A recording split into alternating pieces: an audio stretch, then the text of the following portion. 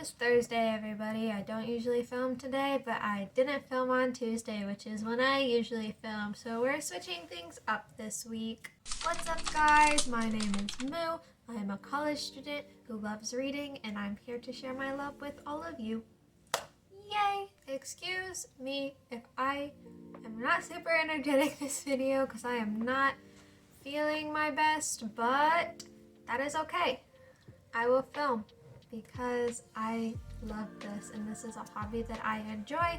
So I'm pushing through the pain, I'm making this video, and I am excited to share this book with you because this was one of my favorite books of 2022. As I said in my first ever video, Beasts of a Little Land was my favorite book of 2022. But I had others that I really enjoyed, and this one I really enjoyed. It probably would have been my favorite if it weren't for Beasts of a Little Land. So what is the book, you may ask? Baba is a tiny little thing. This is Jane Eyre by Charlotte Bronte. I bet none of you have heard of that one. So Jane Eyre is a book that you've probably never heard of. It was published in 1847 and it's about a girl named Jane Eyre. Who would have guessed? No, but in all seriousness, Jane Eyre was such a good book. It was one of my favorite books. It holds up. It's over 150 years old and it holds up. Like, that's so cool. So without much of an intro, let's get into the book, shall we? Summary time. Charlotte Bronte's impassioned novel is the love story of Jane Eyre, a plain yet spirited governess, and her employer, the arrogant, brooding Mr. Rochester. Published in 1847 under the pseudonym Currer Bell, the book heralded a new kind of heroine, one whose virtuous integrity, keen intellect, and tireless perseverance broke through the class barriers to win equal stature with the man she loved. Hailed by William Makepeace Thackeray as the masterwork of a great genius, Jane Eyre is still regarded over a century later as one of the finest novels in English literature. I agree. One of the finest novels in English literature this book is. And let me tell you why. First off, this story set the stage for so many tropes we know and love today. There were so many times when I was reading this book and I was just like, oh, that's cliche, oh, blah, blah, blah, blah, blah. But then I went, oh, wait, this wasn't cliche when it was written because it's a revolutionary novel. Jane Eyre was the starting point for so many of these. It's a story about a woman coming of age and finding out who she is, but it's done in a way that I love, you know? As I said, cliches are cliche for a reason. They're done so much because people like them, but Charlotte Bronte paved the way for all of those stories. I don't really like coming of age stories because they're so cliche. It's just my personal opinion, whatever. But this one was amazing. I read it a while ago this past summer, so that's over 6 months ago. I believe I finished it actually probably to the day 6 months ago because I remember reading it on my birthday and my birthday was exactly 6 months ago today. Happy half birthday to me! Yay! So I read it 6 months ago exactly, but it's still one of the most memorable books that I have read. I remember pretty much everything in this book, from the beginning where she's at her aunt's house who doesn't love her, to when she gets shipped off to the boarding school, to when she leaves the boarding school as an adult to be a governess for Mr. Rochester, to, you know, everything that happens at the mansion, to what happens after. I'm not going to spoil it for anyone because you need to read it yourself because it's just that good, but a lot of things happened and I remember all of them. Jane Eyre is a love story done right.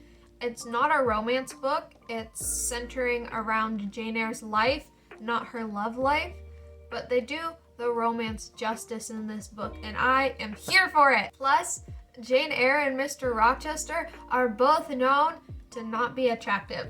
And I think that's fun because, you know, either you have the really attractive characters falling in love or you have the makeover montage that got super popular in the early 2000s where they were ugly, but you just took off their glasses and put some mascara on, and suddenly they're beautiful. Guess what? I look great in glasses. I hate that trope. I mean, look at this face.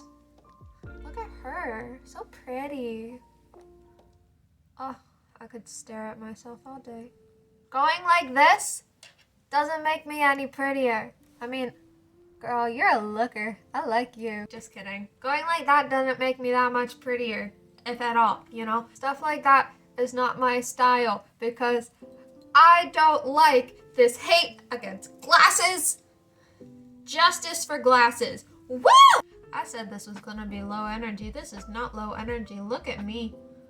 Oy. But anyways, makeover montages or really pretty people are the focal points of these coming of age / love stories. That's not the case in Jane Eyre. Jane Eyre and Mr. Rochester constantly talk about how ugly the other is, which honestly was hilarious. The humor was written in 1847, so you wouldn't expect it to be funny, but it holds up. I was laughing out loud because the humor was so good. We love a strong, powerful woman that is also hilarious. I love it, especially someone who was living in the 1800s. Charlotte Bronte is talented, creative, funny, all the good things that a woman should be, especially in the 1800s. That's so cool. And if she could do it in the 1800s, then I feel like I could do anything now. Just what a cool person. I don't know much about her. I read a little bit about her in the introduction because in the version of the book I have, there is an introduction talking about Charlotte Bronte as a person and what people said after they found out that it was a woman who wrote this book. I mean, on the first page of this entire book in the introduction, it says, "To you, I am neither man nor woman. I come before you as an author only. It is the sole standard by which you have a right to judge me, the sole ground on which I accept your judgment." Girl! She's so cool! Revolutionary for the 1800s. Revolutionary woman. I love her. She's so cool. She wrote an amazing book. I'm raving about her for a reason, because she's so cool. Anyways, I find this book extremely funny, and if a book can make me laugh, it's done a freaking good job. I just have endless praise for this book, from the moment it starts to the moment it ends. I thought the ending was a little bit silly, I will not lie, and it definitely took me by surprise. So if you want to know what happens, read the book. Read it. But I really liked the ending. I thought it was cool, and I was very, very satisfied with what happened. Jane Eyre is a strong character just like Charlotte Bronte, and yes, the gender roles of the 1800s are heavily talked about as expected from anyone there, but Jane Eyre is still independent and she still holds her own, and she doesn't need a man to have a successful life, but if she wants one, she'll get one. That's just how she is, and I think that's really cool.